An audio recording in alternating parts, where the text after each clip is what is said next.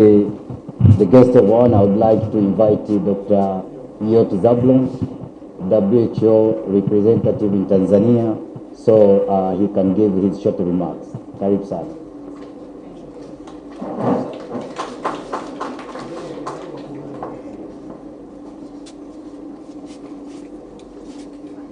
First, congratulations to Tanzania for making it to be regional center of excellence for Tanzania and the neighboring countries. So congratulations.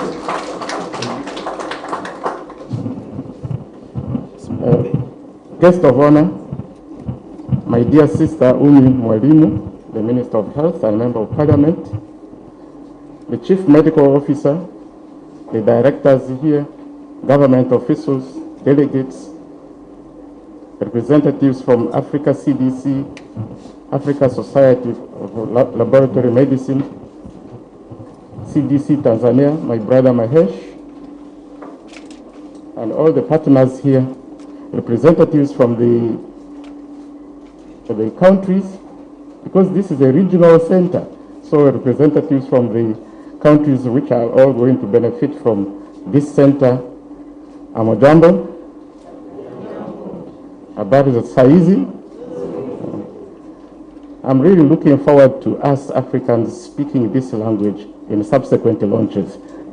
so we'll have, so I look forward to that.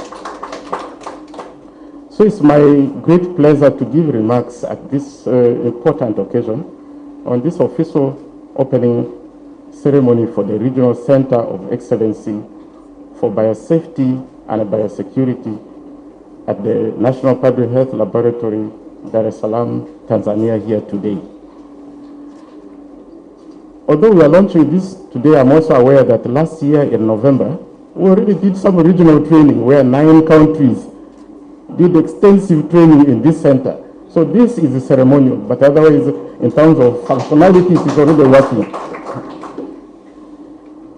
Just to remind us, under the Global Health Security Agenda, remember we had a joint external evaluation of our capacities. And when we did the assessment here in Tanzania, this area of biosafety and biosecurity scored, but there were areas to improve. So, Honorable Minister, since then, the teams have worked hard and put some capacities in place. And today, when this becomes a center of excellency for the region, it shows that we didn't stay at those scores of JEE. We moved forward. So really, I'm happy about that. And of course, there are still some gaps. The teams continue to assess capacities frequently to improve on those gaps. So this launch today will give us opportunity to invest together as a region to support this Center of Excellency so that it provides the right services to all the countries, Tanzania inclusive. I want to give special thanks to Africa CDC for ably leading this process and leading all the partners so that we are all better coordinated in identifying these regions and developing them. Not only in Tanzania, now let me speak for the other regions as well, the collaborating centers for West Africa, for Central Africa, for Southern and Eastern Africa. So really thanks to Africa CDC for that collaboration. As I always say, no partner can do this alone. And I can say no country does it alone. These diseases we are talking about know no boundaries. When something happens in DRC, we all get ready here. When it happens in Uganda, we get to our alert systems. Now, this is timely, it is happening in Kagera, and this is really going to help us as a region to better be ready in terms of timely confirming what is going on. So as WHO, I now take this opportunity to again thank the Ministry of Health and all the partners who have contributed to this Center of Excellency. And I want to commit our continued support to work together in collaboration with all the partners under the leadership of the government. So asanteni sana.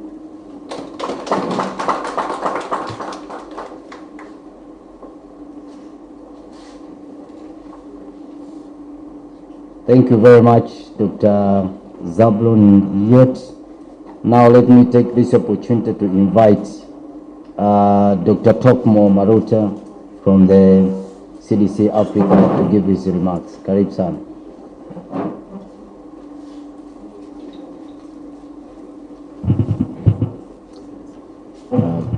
Habari za mchana.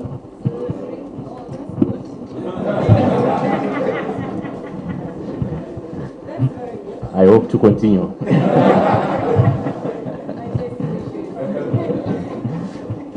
Thank you, Program Director, Honorable Minister for Health, Community Development, Gender, Elderly and Children, Ummy Ali, Member of Parliament, the Permanent Secretary, the Chief Medical Officer, and the team from the National Public Health Laboratory, the WHO Country Representative, the Chief Executive Officer for the African Society for Laboratory Medicine, the chairpersons from the Regional Biosafety and Biosecurity Technical Working Groups from East Africa, Central Africa, West Africa, and North Africa that are here present. Also the chairperson of the Examination and Certification Committee of the Regional Training and Certification Program for Biosafety and Biosecurity Professionals in Africa, the representative of the Regional Center of Excellence for Biosafety and Biosecurity in Southern Africa, similarly to the one that we are inaugurating today. Their representative is here. All other invited guests, the media, ladies and gentlemen, habari saa hizi.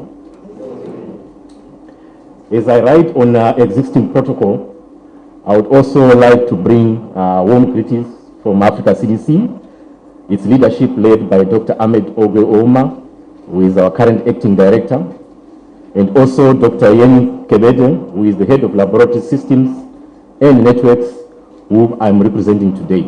They both would have loved to be here to witness this milestone for the Republic of Tanzania, as well as the East Africa region at large. Honorable Minister, let me take this opportunity through you to acknowledge the government of the Republic of Tanzania for its demonstrated and tangible leadership by the President of the Republic of Tanzania, His Excellency Dr. Samia Suluhu Hassan, shown within and across your own borders in strengthening of our health systems. On the 16th of March 2023, your ministry announced that there were 7 cases and 5 deaths from an unknown disease that had been reported in 2 villages in Bukoba district, Kagera region, northern Tanzania.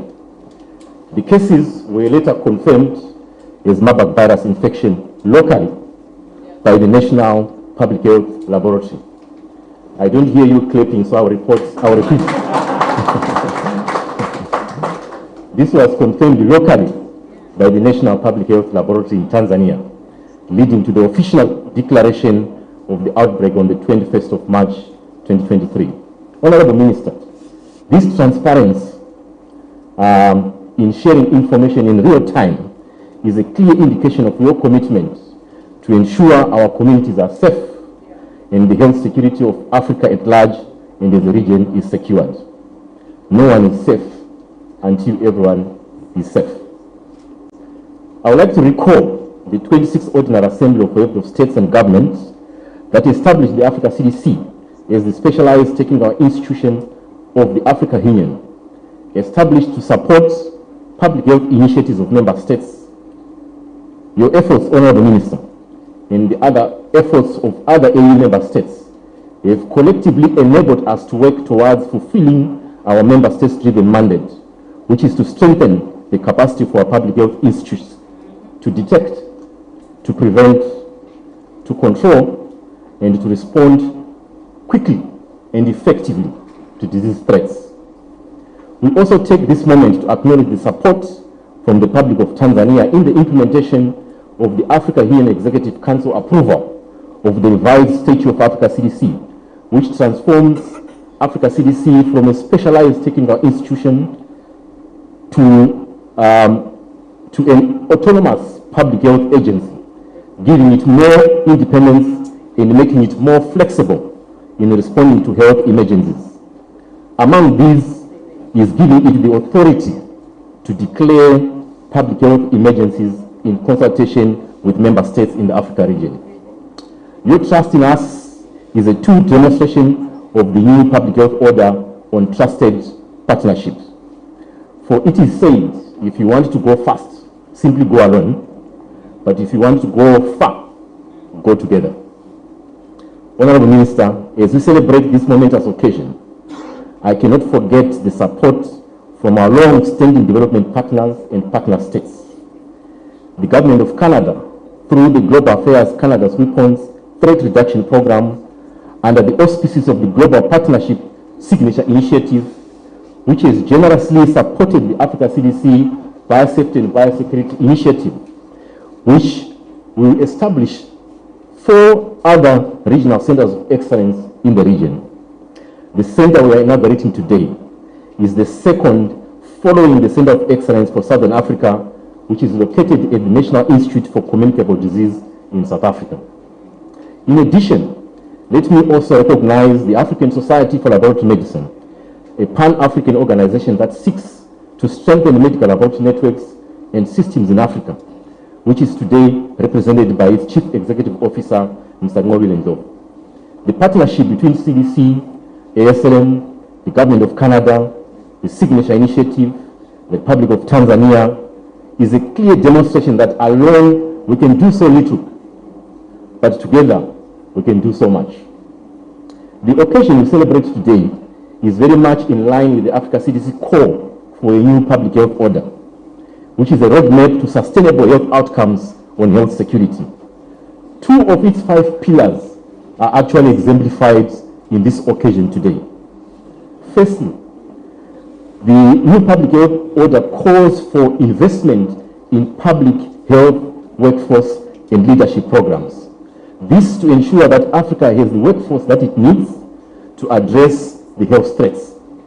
This Center of Excellence that we are inaugurating today will be a fulcrum for addressing the long-term thorny issue of human resources for health in Africa in terms of quantity as well as quality. Secondly, the new public health order calls for respectful action partnerships to advance health workforce development and strong public health institutions. Our coming together today is a clear demonstration that where respectful partnerships exist, progress and mutual benefit is inevitable. This is the true spirit of Africa, the Africa that we all want, and it is said if everyone is moving forward together, then success takes care of itself, as said by Henry Ford.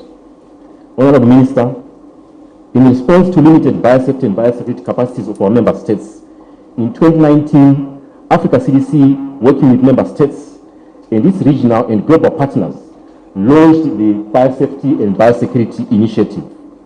The goal of this initiative, Honorable Minister, is to strengthen the biosafety and biosecurity systems of the African Union member states so that they can comply to the many international norms and regulations that they've attested and signed to, including the International Health Regulations IHR of 2005, the Biological Weapons Convention, the United Nations Security Council Resolution 1540, and the Multi-Country Global Health Security GSA, Global Health Security Agenda, GSA action packages, especially package number 3, which is on prevention. This initiative addresses 5 priority areas as guided by the Africa CDC Biosafety and Biosecurity 2020 to 2024 strategic plan. In April 2022 of this year, Honorable Minister, the Africa CDC and at the AU headquarters launched the regional training and certification program for biosafety and biosecurity professionals for the Africa region. This was in response to the call by the member states that a local, accessible, sustainable, and regionally recognized and endorsed formal training and certification program for biosafety and biosecurity professionals was indeed needed as of yesterday. Honorable Minister, ladies and gentlemen, for the first time, we now have our very own training and certification program developed by Africans to address our unique African challenges. I know you don't appreciate it, but I'll clap myself. It was agreed during our consultations with member states that this training and certification program must be hosted by regional centers of excellence for biosafety and biosecurity. These centers of excellence, Honorable Minister, it was agreed they need to meet certain requirements for them to be able to host such a center. And these include, number one, having appropriate infrastructure and equipment to effectively deliver the training. Number two, having existing human resources to support the administration of the training and certification process. And number three, and most importantly, political commitment from the government.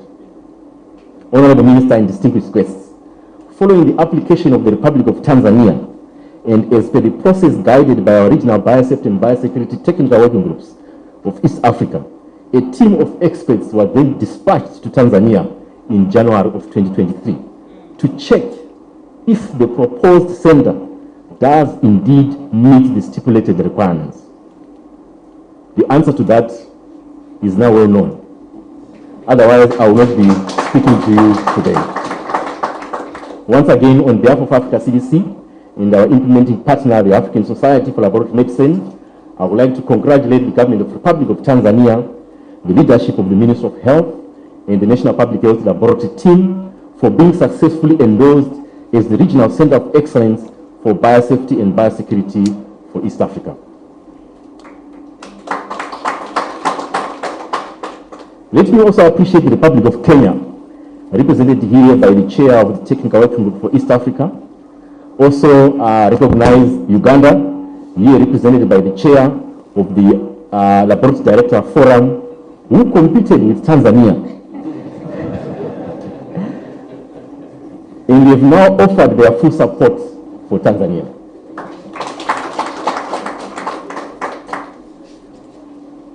As the late former president of Mozambique, Samora Machel, said, unity and victory are synonymous. Your unity in purpose as the East Africa region has led to the victory we celebrate today.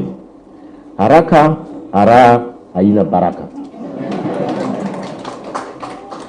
In the true spirit of Africa, where we are told that if you see feather, it means you are standing on the shoulders of giants. Our coming together even strengthens those that are weak. The other member states in East Africa that otherwise do not have such institutions like the one we have are now going to benefit from this institute. As I conclude, Honorable Minister, let me commit the following, that is Africa CDC and our implementing partner, the African Society for Laboratory Medicine. Firstly, Honorable Minister, we would like to support the operationalization of this Regional Center of Excellence. As a matter of fact, Honorable Minister, in 2023, this year, the initiative will support the center fully to host the following trainings. Number one, the Regional Training and Certification Program for Biosafety and Biosecurity Experts in Biorisk Management. Number two, the Regional Training and Certification Program for Biosafety and Biosecurity Experts in Biological Waste Management. And number three, the Regional Training and Certification Program for Biosafety and Biosecurity Experts in the installation, certification, and maintenance of biological safety cabinets. We will support 100% participants from the 18 other countries from the East African community to attend these trainings. Secondly, we would like to commit to support the Center of Excellence to mobilize additional resources required to function and serve the East African community. Following this inauguration, with your permission, Honorable Minister, we will work with your team to develop a concept note and a business plan for sustainable resourcing, and we will engage our regional and global partners to support that. We have done this successfully for the Southern Africa Center of Excellence. As they say, penye nia ipo njia. We know we will succeed. Honorable Minister, let me reiterate our commitment as Africa CDC, working with our partner ASLM, to working with you as member states in strengthening our health systems. God bless you. Mungu akubariki daima. I thank you.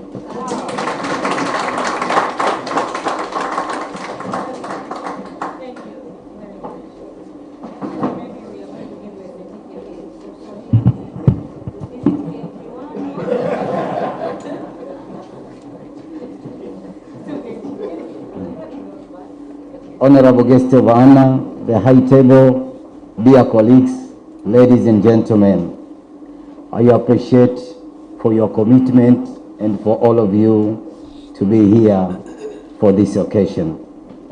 We are all here today for the inauguration of the Center of Excellence for Biosafety and Biosecurity Training in the East African region. This center will be used for the training of health professionals on biosafety and biosecurity. And this is very important. Why? Because for the capacity building of our professional in this region, but also to ensure the better health and also security of our citizens and our countries. And this comes from outbreaks in different countries, locally, regional, but also globally. So this Center of Excellence has come to the right time. And you are all here invited, you are all important, and this center belongs to all of us, not only to Tanzania. So we must all make sure that we use this facility for the better of our countries, but also for the citizens. Also, the trainers will come from all these different countries. Having said that, I would like to take this opportunity to invite Honorable Ummy Ali Mwalimu, Minister for Health from Tanzania, to come and give her opening speech. Karibu sana Mheshimiwa Ummy Ali Mwalimu.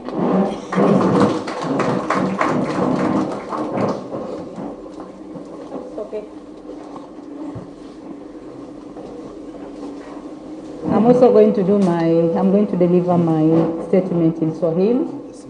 So you should prepare yourself to understand my speech. Dr. Seif Shakalage, Katibu Mkuu Wizara ya Afya, Profesa Tumaini Nagu, Mganga Mkuu wa Serikali, Dr. Zablon Yoti, mwakilishi wa WHO nchini, our dear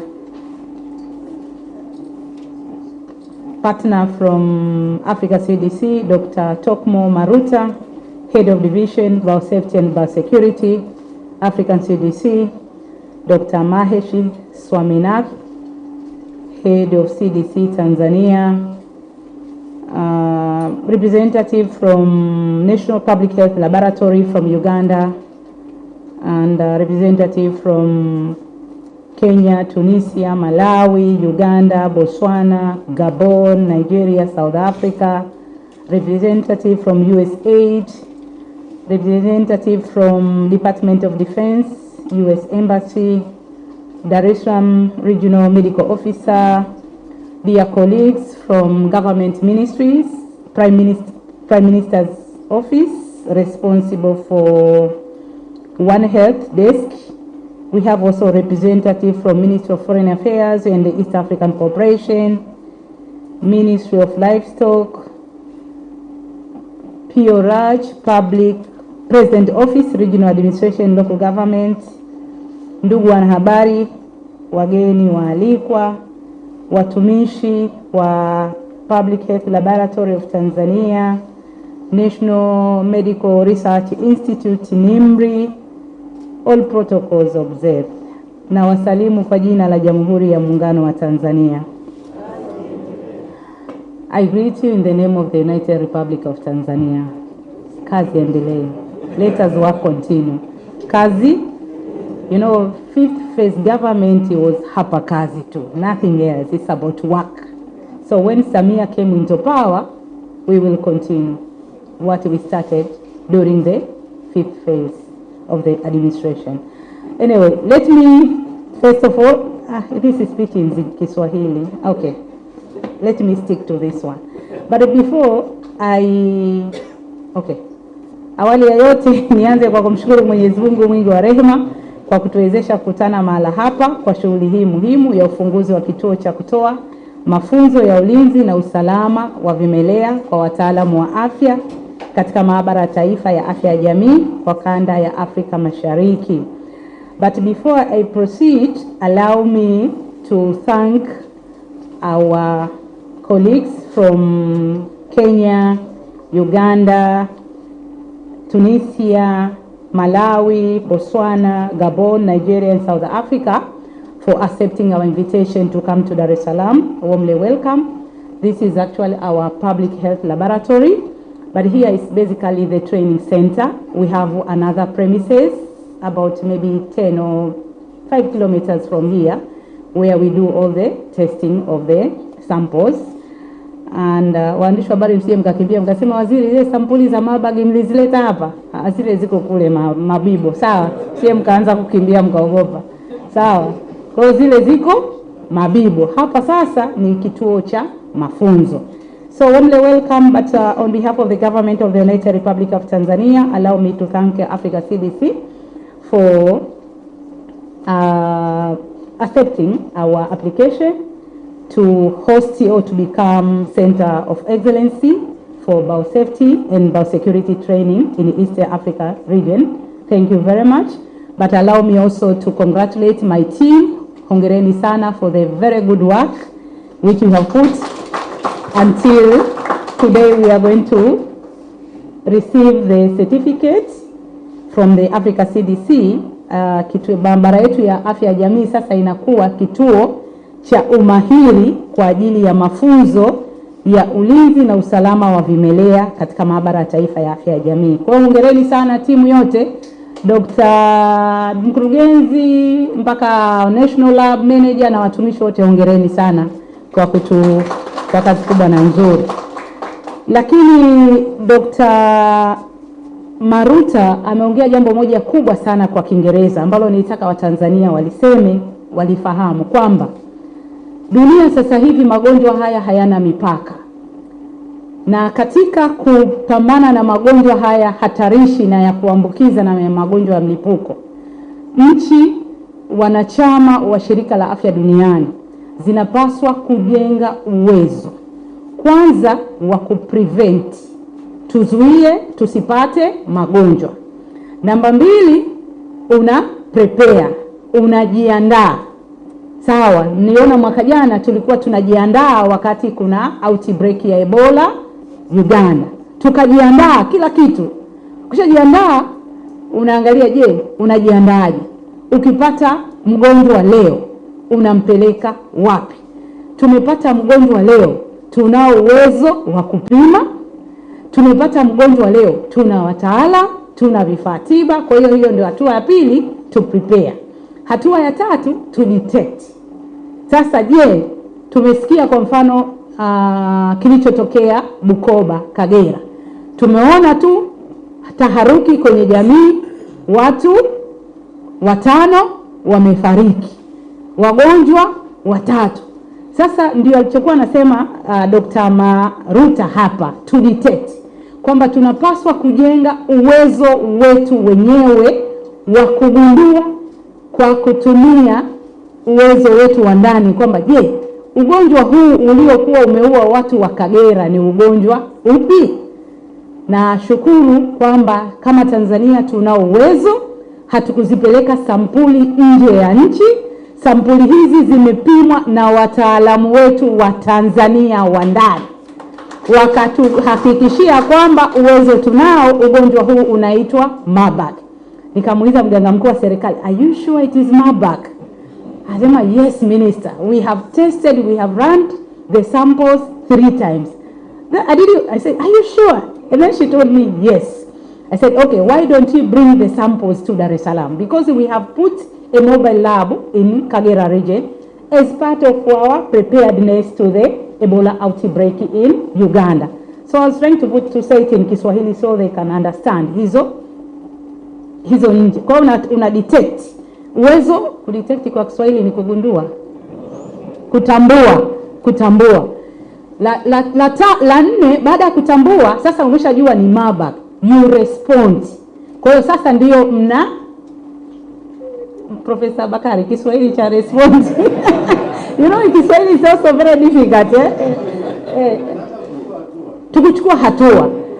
Kwa hiyo kilichotukutanisha hapa ni ile hatua ya 3, to detect, kwamba tunao uwezo kama Tanzania wa kugundua, kutambua magonjwa yanao wakumba. Lakini kubwa sasa, tumepeleka maombi, Africa CDC walitaka sasa tuweze kupata kituo cha kuwafundisha au kujengea uwezo nchi zetu au wataalamu wetu katika masuala ya kutambua magonjwa haya, hususan katika hivi vimelea vya ulinzi na usalama. Kwa hiyo wametuma maombi na nafurahi kuona kwamba tumeweza kukubaliwa, na hivyo Tanzania leo tunazindua kituo cha mfano cha kikanda cha mafunzo ya ulinzi na usalama wa vimelea katika Maabara ya Taifa ya Afya ya Jamii. Kwa hiyo kabla sijazungumzia hiki kituo, nitumie fursa hii pia kwa sababu mara ya mwisho niliongea na waandishi wa habari tarehe 21 March kuhusu mlipuko wa ugonjwa wa Marburg Kagera.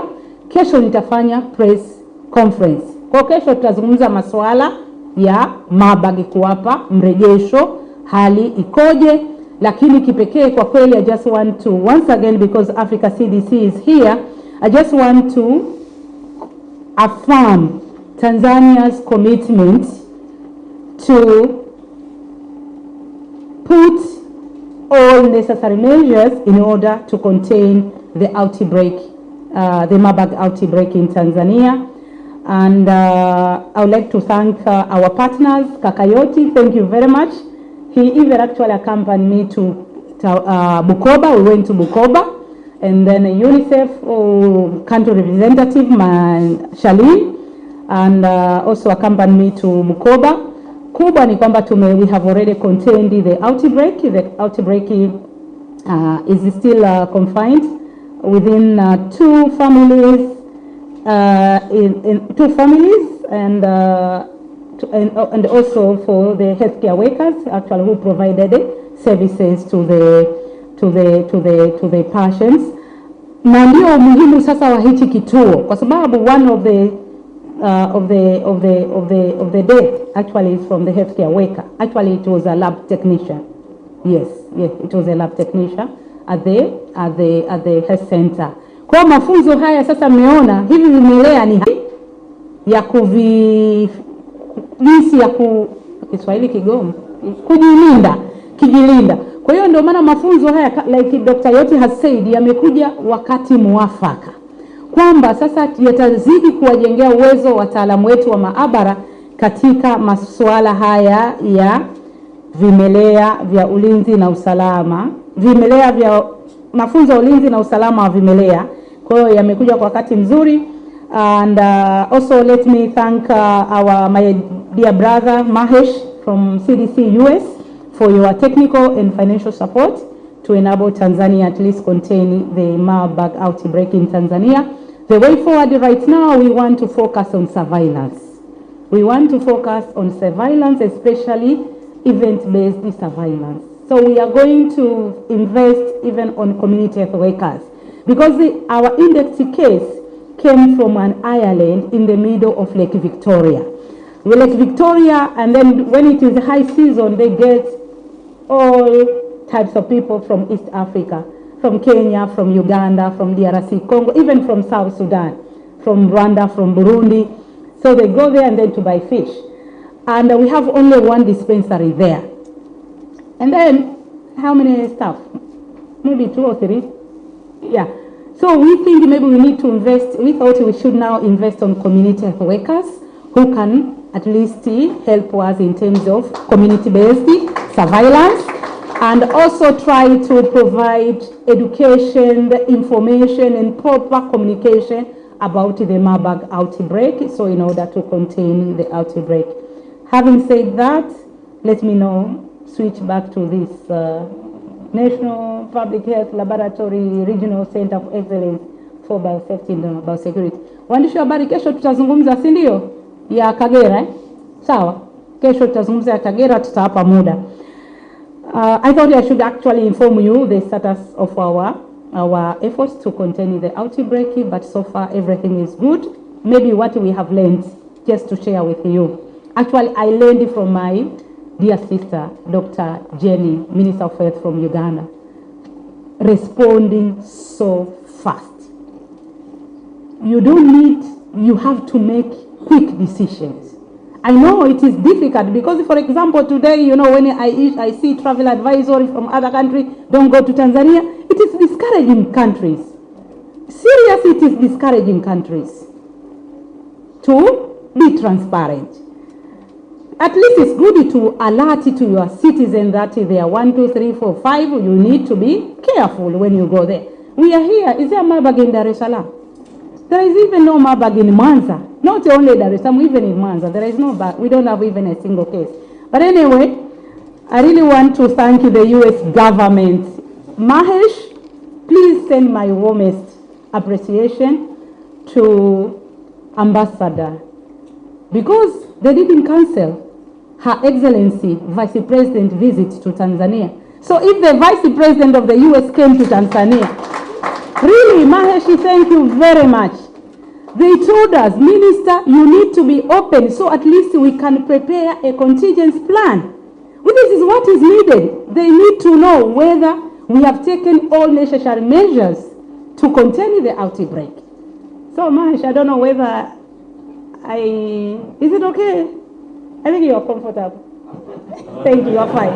No, serious, unajua walichotuambia waziri, tunataka yani badala ya kuficha ni bora mtuambie ukweli ili tuweze kuandaa contingency plan ya mgeni wetu. Which is good.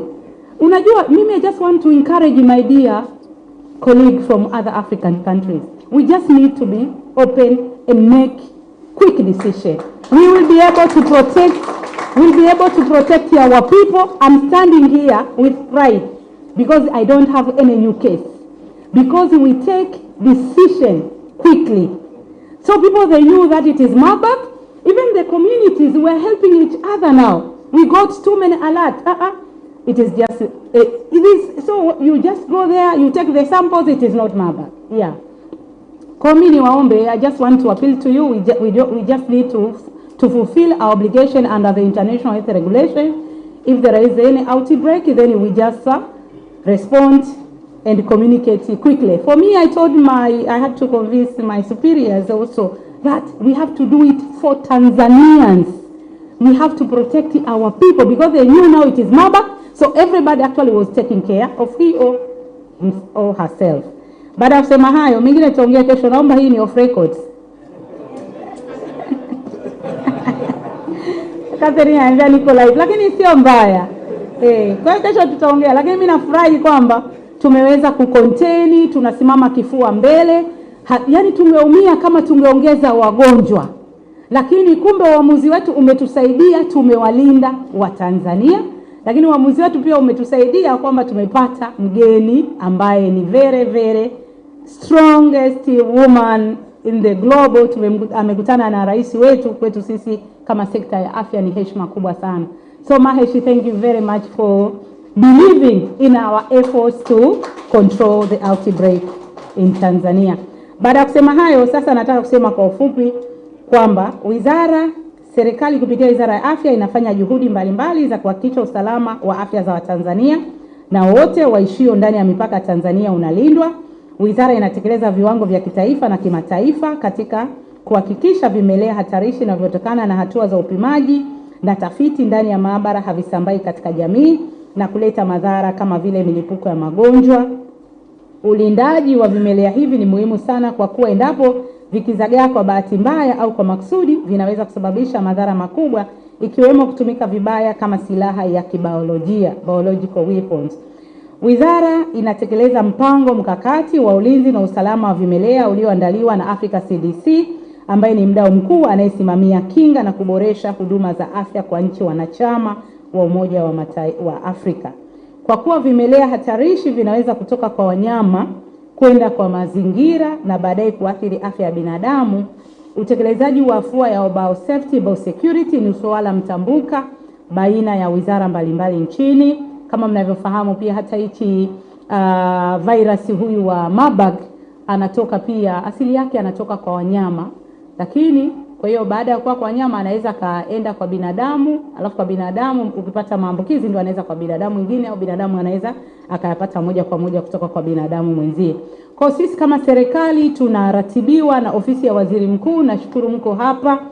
Watu wa Waziri Mkuu tunashukuru. Nimeongea na Mheshimiwa Waziri Mkuu also jinsi kuhusu, nadhani tumeona hii Marburg outbreak, so we need also to strengthen the One Healthy desk in the Prime Minister's office in order also to respond to disease outbreak. timely. Na kama nilivyosema, CDC walitoa you know now there is Africa CDC and CDC US. Africa CDC ilitoa tangazo kwa nchi wanachama wa Jumuiya ya Umoja wa Afrika kupeleka maombi ya kuteua taasisi itakayokuwa ni kituo cha mafunzo ya kikanda kwa masuala ya ulinzi na usalama wa vimelea hatarishi.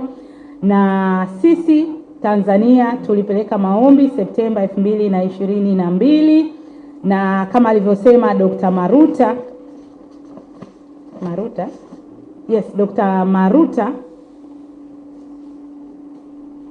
Maruta kwamba Tanzania tumeweza kushinda na ilipata alama ya 100 kwa 100. Sasa Profesa Bakari, 100 kwa 100 ipo kwenye wanafunzi 100 kwa 100. Is that 100 by 100? God. Okay, is it doable 100 by 100? Sawa, tunashukuru. Kwa tulipata 100 kwa 100 na leo tumefanya kituo chetu sasa kimeteuliwa kuwa kituo cha kikanda kwa ajili ya mafunzo ya ulinzi na usalama wa vimelea kwa kanda Afrika Mashariki. Kwa hiyo Tanzania itaungana na nchi ya Afrika Kusini ambayo imeshateuliwa kuwa kituo cha mafunzo kwa nchi za kusini mwa Afrika. Kwa hiyo kama alivyosema Dr. Maruta, kwa hiyo kwa East Africa we have Tanzania na Southern Africa tunayo South Africa. Kuteuliwa kwa kituo hiki chetu kunadhihirisha kwamba jinsi maabara yetu ya jamii inavyoendelea kuaminika zaidi duniani. Na ndio maana hata tuliposema tumepata hii ni maabara, hakuna mtu alituambia tuleteeni sampuli, kwa sababu tunaaminika na tuna uwezo wa kupima, na tunaamini kabisa pia maabara yetu itaweza kupima vimelea vyote hatarishi kwa usalama zaidi. Hivi ukishapata maabara, what is the most dangerous? Ebola. Kwa hiyo Mungu atupilie mbali sije. So at least we have tested Maabara. So and then Dr. Maruta is telling me the most serious Ebola. Mungu atuepushe. That will not come to Tanzania. Yeah, that will not come to Tanzania. Kwa at least lakini no, really I'm happy. That's why today I'm very happy. At least we managed to do the Maabara and then my staff are safe. We lost that one in Bukoba.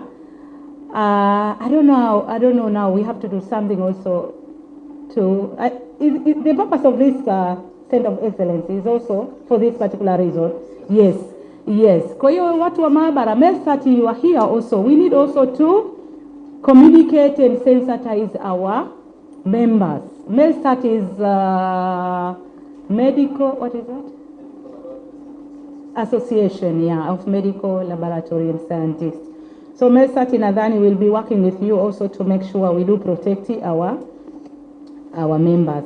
Kwa hiyo tutaendelea pia kuboresha huduma za maabara zote nchini kwa kuzingatia matakwa ya ulinzi na usalama wa kibiolojia, na hivyo kuhakikisha usalama wa watenda kazi na mazingira yote kwa ujumla. Of course it's about human resource, but also the environment. We have also to protect the environment. I think issues of disposal of the consumables and other waste. I don't need to know. I'm trained as a human rights lawyer, so I know nothing about medicine. I don't know, where do we keep the samples? The samples, I think it also will be taken into consideration. I think it has to be kept for some period of time, for specific period of time. So hiyo ni vitu ambavyo pia vitafanyiwa. Kupitia kituo hiki tutapata fursa wataalamu wetu pia kupata mafunzo ya kimataifa kwa gharama nafuu, kwa kuwa mafunzo yatakuwa yanafanyika hapa nchini. Aidha, pamoja na faida hizo za kitaalamu, uwepo wa kituo hiki cha mfano kutatuhakikishia umahiri mkubwa usalama wa afya za Watanzania dhidi ya vimelea hatarishi. Ikumbukwe usalama na afya njema ni amana za dhamana kwa shughuli za uchumi na ustawi wa mtu mmoja mmoja na taifa kwa ujumla. Na mara tu baada ya habari njema za kuteuliwa kwa nchi yetu kutangazwa, tumepokea maombi ya vyuo vya nje ya nchi ya kutaka kuanza kutumia kituo hiki mara moja.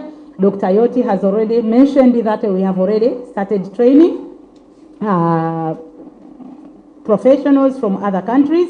Kwa hiyo we want to invite other countries also to, especially teaching colleges and universities, to utilize or to take advantage of this Center of Excellence on biosafety and biosecurity. Na jingine tumepokea maombi ya chuo kikuu cha Musinde Murilo Kenya. Musinde Murilo also, yeah, so they have also submitted their application.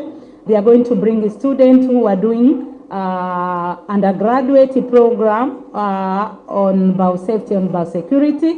Kwa tumepokea maombi kutoka chuo kikuu cha Musinde Murilo kutoka Kenya, ambapo wanaleta wanafunzi wanaosoma shahada ya biosafety, Kiswahili na kigumu, biosafety, mmeniambia na usalama, biosafety and biosecurity, ulinzi na usalama wa vimelea, ili waweze kufanya elimu kwa vitendo. Kwa hiyo nitoe rai kwa vyuo vingine pamoja na asasi za kitaaluma kutumia fursa hii adhimu hapa nchini kwa kuitumia Maabara Taifa ya Afya ya Jamii, hususan kwenye tafiti na elimu kwa vitendo, kwani miundombinu ya kufanikisha yapo. Mwisho ni washukuru wote kwa kuhudhuria hafla hii. Kipekee, let me thank Africa CDC for supporting our public health laboratory, but also for supporting we have a strategic plan on global health security agenda in Tanzania. And also let me thank USCDC, Dr. Mahesh and his team is here for the great support and cooperation they are in partnership, which they are providing to the government of Tanzania. We do also get support from the Global Fund in terms of strengthening our laboratory capacity, the World Bank, and German Embassy through the East African community. So let me, on behalf of the government of the United Republic of Tanzania, to thank you for your support. We will also try as much as possible to allocate more domestic resources in order to strengthen our laboratory capacity. Now, I don't want to say how much, but we'll try to increase. We'll try to increase. I know Dr. Mahesh sometimes is challenging me. Oh, Minister, how much are you going to put? Yeah, and the Global Fund and the USAID. So we'll try also to allocate. You know, sometimes for us politicians, you don't see, you know, laboratory is not tangible. You know, I want something which when I go to like in my constituency or in the parliamentary chamber, I can say, you know, we have built dispensaries, health centers, you know, we have medicine, we have ambulance. Sometimes the parliamentarians, they don't see this. It is not tangible. When I go to a meeting with my constituents, they will not, Minister, what is this? But really we need to tell and understand the importance of investing on laboratory, strengthening on laboratory interventions. Kwamba ndio tuna,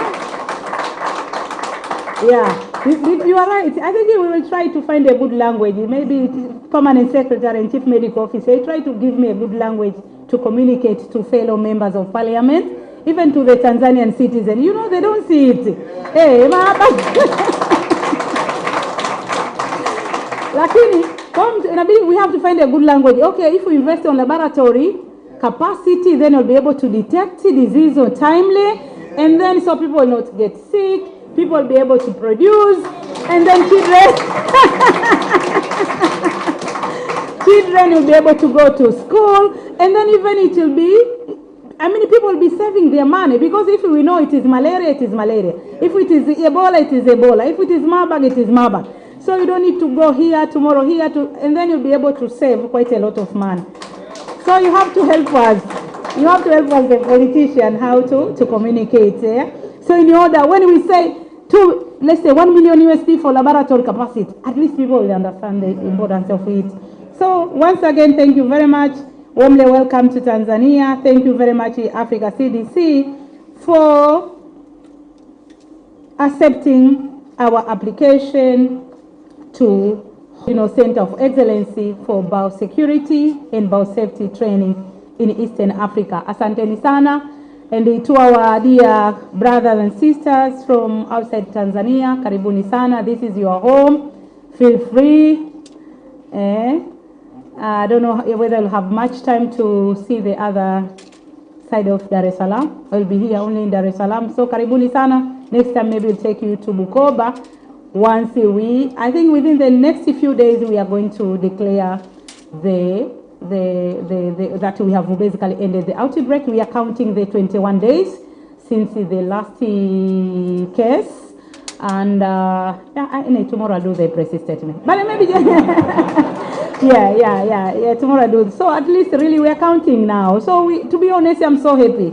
Yeah, but really once again, Kakayoti, thank you for the courage, for encouraging me. UNICEF, CDC Africa, you encourage me. Minister, you have to make the right decision timely. Thank you very much. May God bless you. Karibuni san. Now I'm ready to launch. What next? To receive the certificate. Okay, karibu.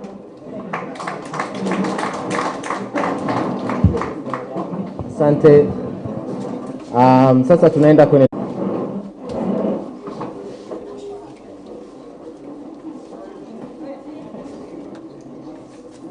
Now we are receiving the certificate from representative of Africa CDC, the certificate that we've been waiting for. Asante, karibu.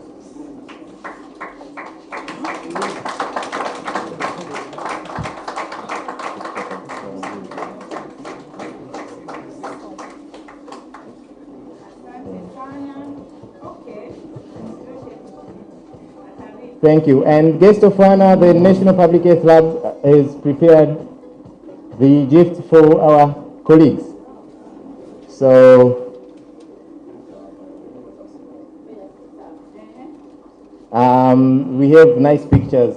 So this is from the African Union and African CDC Certificate of Recognition. This is to certify that the National Public Health Laboratory in Tanzania has been certified as a regional center of excellence for biosafety and biosecurity, RCOEED, for the regional training and certification program for biosafety and biosecurity programs on the 30th of January 2020.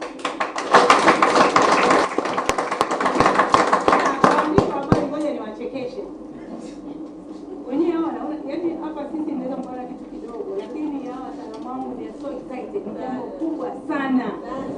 Mbona ni challenge sasa kwa wananchi wa Tanzania hivi hiki kituo kinanisaidiaje? Kwa hiyo ni jambo zuri kwamba tunaaminika na tunakubalika na tuna uwezo wa kupima vimelea vya ulinzi na usalama. Kwa hiyo ndio ujumbe mkubwa sana. Tunashukuru sana Uingereza na dada zetu.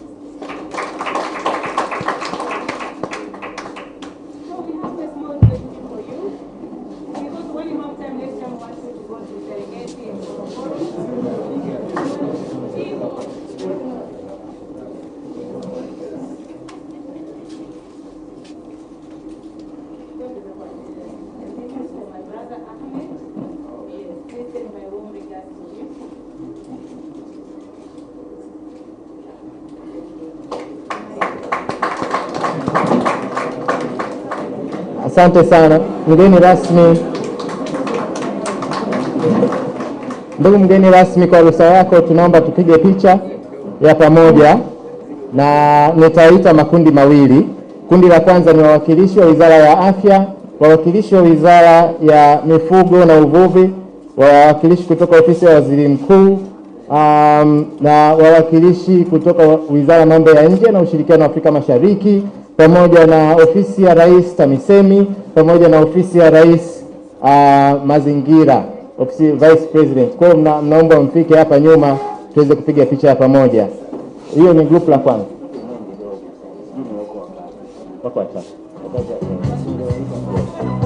Kwa hiyo hilo kundi nilolitaja tupite nyuma tupate picha. The second group after this one will be our guests from Africa CDC,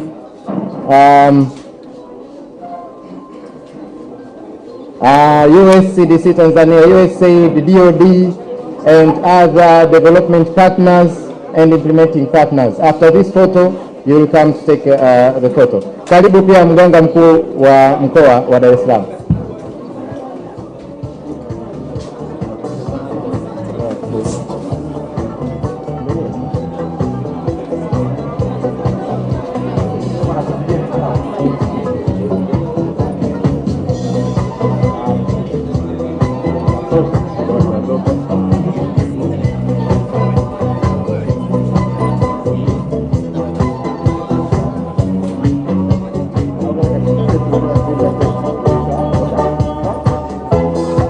Asanteni.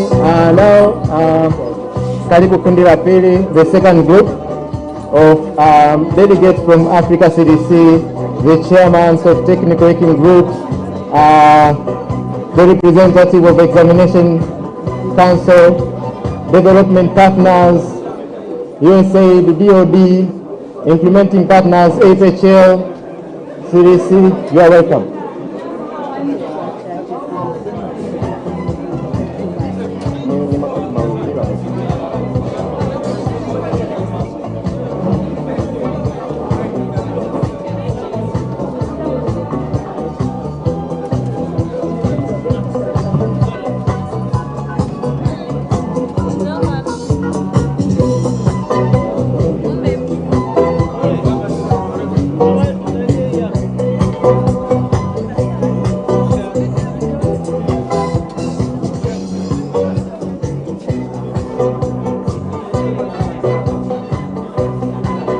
Asante sana. Na kundi la mwisho, lakini sio la mwisho kwa umuhimu, ni wawakilishi wa vyuo vikuu. Wawakilishi wa vyuo vikuu, Profesa Kambi, Profesa Seni, Dr. Hoza na wengine walioweza kuwakilisha, pamoja na tafiti mbalimbali, rais wa MASAA pamoja na watumishi wa National Lab mliopo karibu. Hili ndio kundi litakuwa la mwisho.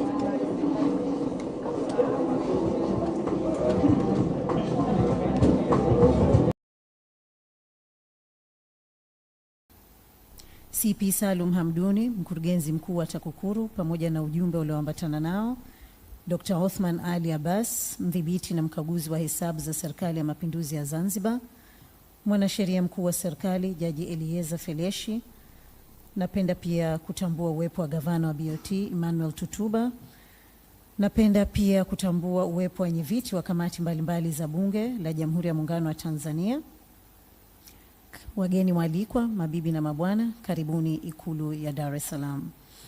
Mheshimiwa Rais, tupo hapa Ikulu leo kwa ajili ya wewe kupokea taarifa ya taasisi ya kuzuia na kupambana na rushwa TAKUKURU, pamoja na taarifa ya ofisi ya mkaguzi mkuu wa hesabu za serikali kwa mwaka wa fedha 2021-2022.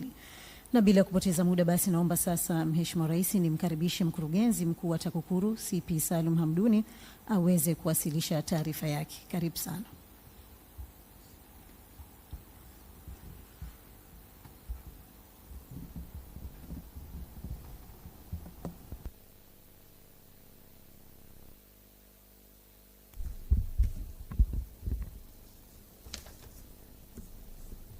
Mheshimiwa Dr. Samia Suluhu Hassan, Rais wa Jamhuri ya Muungano wa Tanzania, Mheshimiwa Dr. Philip Isdori Mpango, Makamu wa Rais wa Jamhuri ya Muungano wa Tanzania, Mheshimiwa Majaliwa, Waziri Mkuu wa Jamhuri ya Muungano wa Tanzania, Mheshimiwa Dr. Tulia Ackson, Spika wa Bunge la Jamhuri ya Muungano wa Tanzania, Mheshimiwa Profesa Ibrahim Hamisi Juma, Jaji Mkuu wa Tanzania, Mheshimiwa Jenista Joakim Mhagama, Waziri wa Nchi, Ofisi ya Rais, Management ya Utumishi wa Umma na Utawala Bora, waheshimiwa mawaziri na manaibu waziri mliopo, Mheshimiwa Dr. Moses Kusiluka, Katibu Mkuu Kiongozi, makatibu wakuu na naibu makatibu wakuu mliopo, Mheshimiwa Judge Dr. Elieza Feleshi Mbuki, mwanasheria mkuu wa serikali, wakuu wa vyombo vya ulinzi na usalama, Mheshimiwa Amos Makala, mkuu wa mkoa wa Dar es Salaam, viongozi wote waandamizi wa serikali mliopo, watumishi wenzangu wa taasisi ya kuzuia na kupambana na rushwa, ndugu wageni waalikwa, mabibi na mabwana, ninawasalimu kwa jina la Jamhuri ya Muungano wa Tanzania. Mheshimiwa Rais, awali ya yote na kwa namna ya pekee ninaomba kumshukuru Mwenyezi Mungu mwingi wa rehema kwa kutuwezesha kufika siku ya leo na kutukutanisha katika tukio hili maalum tukiwa na siha na afya njema. Mheshimiwa Rais, kwa niaba ya management na watumishi wenzangu wa taasisi ya kuzuia na kupambana na rushwa, ninapenda kukushukuru Mheshimiwa Rais kwa kuridhia na kutenga muda wako kwa ajili ya tukio hili la kupokea taarifa ya utendaji kazi wa taasisi ya kuzuia na kupambana na rushwa kwa kipindi cha mwaka 2021-2022. Kwetu sisi hii ni heshima kubwa uliotupatia na ni kielelezo cha dhamira yako ya dhati na ya serikali unayoiongoza katika mapambano dhidi ya rushwa hapa nchini.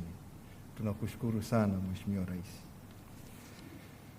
Mheshimiwa Rais, taasisi ya kuzuia na kupambana na rushwa ni chombo chenye dhamana ya kupambana na vitendo vya rushwa hapa nchini, na tunapata mandate yetu kwenye sheria ya kuzuia na kupambana na rushwa sura ya 329, ambapo majukumu yetu pamoja na mengine ni kuelimisha umma kuhusu madhara ya rushwa na kuomba uungwaji mkono kutoka kwa umma kushiriki mapambano dhidi ya rushwa hapa nchini. Pia tuna wajibu wa kufanya utafiti na uchambuzi wa mifumo ya utendaji kazi katika sekta za umma na sekta binafsi, lengo likiwa ni kubaini na kuziba mianya ya rushwa. Pia tunao wajibu wa kushauri serikali kuhusu masuala mbalimbali ya kuzuia na kupambana na rushwa, lakini pia tunayo mamlaka kisheria ya kuchunguza tuhuma zinazohusiana na rushwa, na kwa kibali cha DPP ukiondoa makosa chini ya kifungu cha 15, kosa la hongo, hilo tunaweza tukampeleka mtuhumiwa moja kwa moja mahakamani. Lakini makosa mengine 23 ambayo yameainishwa katika sheria, hayo ni lazima tupate ridhaa ya mkurugenzi wa mashtaka. Mheshimiwa Rais, katika kipindi cha mwaka 2021-2022 TAKUKURU ilitekeleza majukumu yake ya msingi ya kuzuia na kupambana na rushwa kama ambavyo tuliainisha katika mpango mkakati wa miaka mitano kuanzia 2017-2018 na ulifikia tamati tarehe 30 Juni 2022. Utekelezaji wa majukumu umeelezwa bayana katika taarifa ambayo muda sio mrefu nitakwenda kukukabidhi, na taarifa yangu itakuwa imejielekeza zaidi katika majukumu ya msingi ya taasisi ambayo ni kuzuia rushwa, uelimishaji umma, uchunguzi na mashtaka, ushirikiano na wadau katika mapambano dhidi ya rushwa, tathmini ya hali ya rushwa na mwelekeo wa utendaji kwa mwaka wa 2022-2023. Mheshimiwa Rais, katika eneo la uzuiaji rushwa katika kipindi cha mwaka 2021-2022 tumefanikiwa kufanya yafuatayo kwa lengo la kudhibiti matumizi ya fedha za umma. Tumefanya ufuatiliaji wa jumla ya miradi ya maendeleo 1548 yenye thamani ya shilingi trilioni 5.64 ili kuona thamani ya fedha katika miradi husika, mtiririko wa fedha pamoja na uzingatiaji wa makadirio ya vifaa vya ujenzi. Pia tumefanya ufuatiliaji huu umefanyika katika sekta za afya, elimu, fedha, ujenzi, maji, huduma za jamii, utawala, uwindaji pamoja na eneo la kilimo. Na miradi ambayo tulifanikiwa kuifikia ni pamoja na miradi ya kimkakati ya ujenzi wa bwawa la uzalishaji umeme la Julius Nyerere Hydropower Project na mradi wa ujenzi wa reli ya kisasa Standard Gauge Railway. Mradi wa ujenzi wa vituo vya rasilimali za kilimo vya kata. Tumefanya ufuatiliaji wa miradi 70 ya maji inayotekelezwa na mamlaka ya maji mijini na vijijini yenye thamani ya shilingi bilioni 60.7. Pia tumefanya ufuatiliaji wa miradi inayotekelezwa kwa fedha zilizotolewa kwa kila jimbo. Mheshimiwa Rais, miradi mingine ambayo tulifuatilia ni miradi 482 yenye thamani ya shilingi bilioni 248.45 ya fedha za mpango wa maendeleo kwa ustawi wa taifa na mapambano dhidi ya uviko 19. Miradi iliyofuatiliwa katika eneo hili ni ujenzi wa madarasa,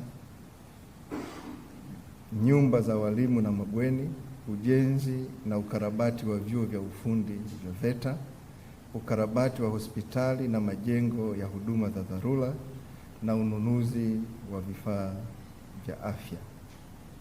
Katika ufuatiliaji huu wa miradi hii ya uviko 19, miradi 237 ilibainika kuwa na mapungufu na utekelezaji wake ulikuwa ni hafifu.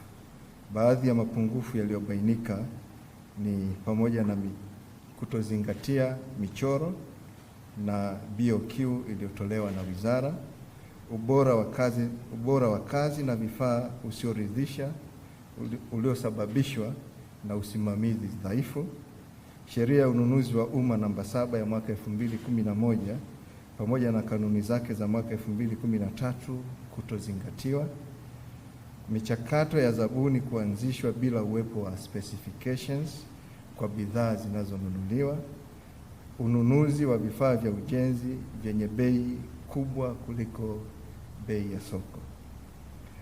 Mheshimiwa Rais, kutokana na matokeo ya ufuatiliaji, TAKUKURU ilichukua hatua mbalimbali ikiwemo kuhakikisha kuwa marekebisho kwenye miradi husika yanafanyika pasipo kuisababishia hasara serikali, lakini pia tulitoa elimu kwa wasimamizi, na miradi mingi hii Mheshimiwa Rais imetekelezwa na force account, kwa watendaji wengi walikuwa hawajui taratibu za matumizi ya force account. Kwa hiyo taasisi yangu pamoja na wajibu wake ilitumia fursa hiyo kuwaelimisha kwa lengo la kuzuia au kuziba mianya ambayo ingeweza kusababishia serikali hasara. Mheshimiwa Rais, vile vile TAKUKURU ina wajibu wa kufanya uchambuzi wa mifumo, na katika kutekeleza kazi hii jumla ya uchambuzi wa mifumo 739 ilifanyika kwa lengo la kubaini mianya ya rushwa na kushauri namna bora ya kuziba mianya iliyobainika.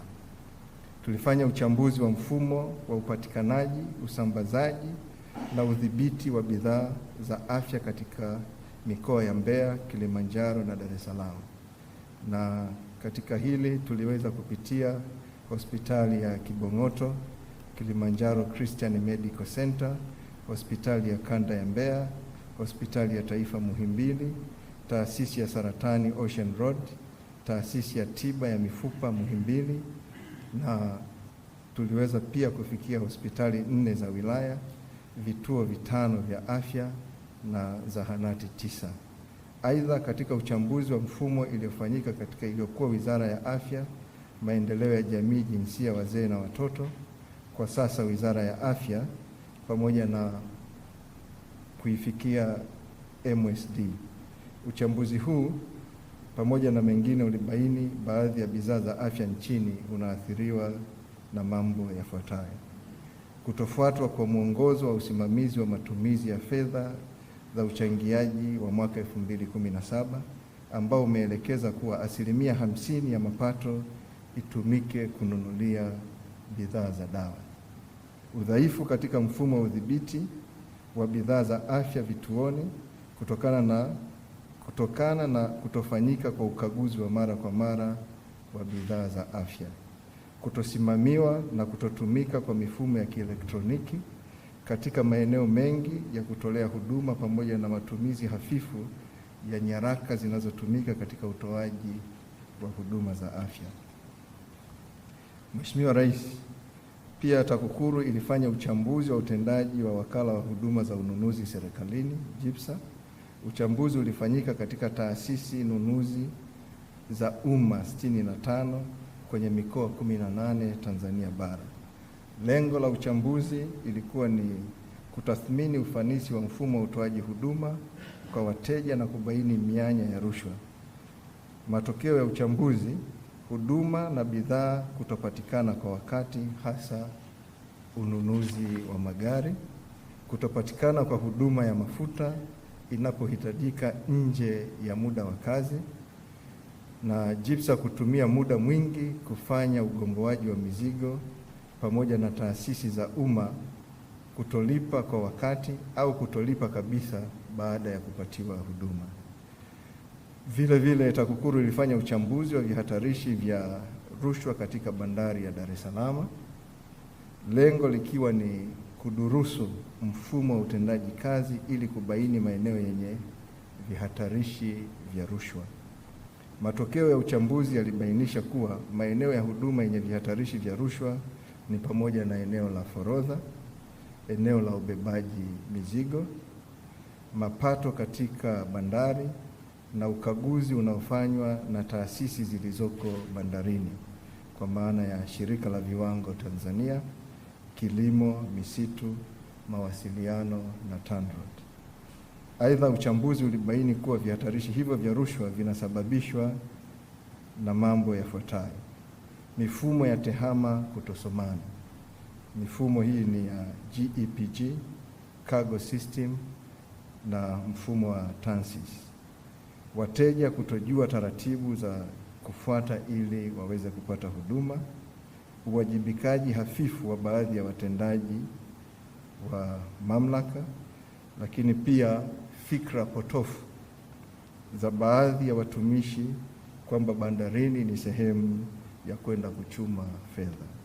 Mheshimiwa Rais, maeneo mengine yaliyofanyiwa uchambuzi ni pamoja na mifumo ya ajira, uendeshaji wa mitihani na usimamizi wa fedha za utafiti katika Chuo Kikuu cha Dar es Salaam, Chuo cha Kilimo cha Sokoine, Chuo Kikuu Mzumbe na Chuo Kikuu cha Sayansi na Teknolojia Mbeya, na mifumo ya usimamizi wa fedha za maendeleo ya mpira wa miguu. Mheshimiwa Rais, matokeo ya uchambuzi za mifumo zilizofanyika ziliainishwa na kuwasilishwa kwenye vikao. Kwa kawaida tukishafanya uchambuzi wa hii mifumo tunakutana na wadau kwa maana ya kufanya vikao.